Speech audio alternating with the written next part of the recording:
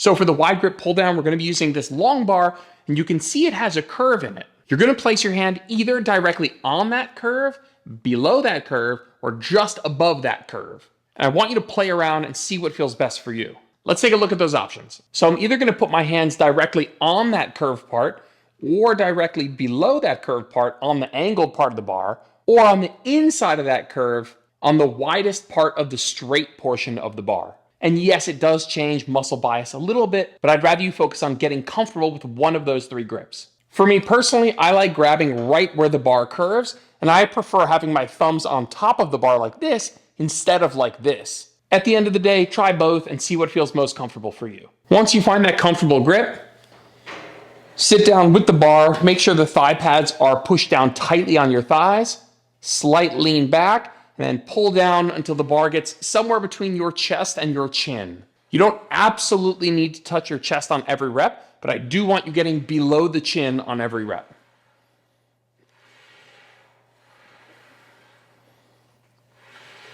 Quick look from the side, get your hands in a comfortable position. Make sure that thigh pad is set up so it's squeezing down tightly on your thighs. That part's important. Sit up nice and tall directly under the bar. Lean back a little bit, not like this. Lean back a little bit, and then you're going to think about pulling straight down somewhere between your chin and your chest. If you feel comfortable hitting your chest with the bar, that's great. Not everybody will. But my instructions are generally when you can't pull below the chin anymore, your set is done, or that's what we'll call failure.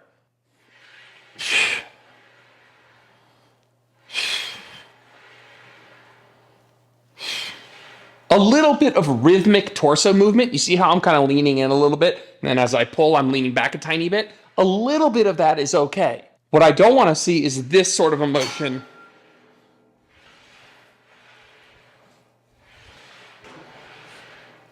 That's too much.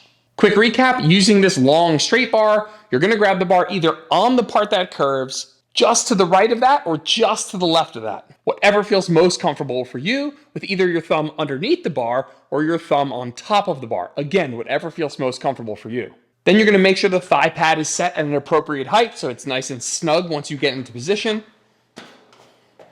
Sit up nice and tall, lean back slightly, and then from here, pulling the bar down somewhere between your chin and your chest. And we're going to call failure when you can no longer pull the bar below your chin.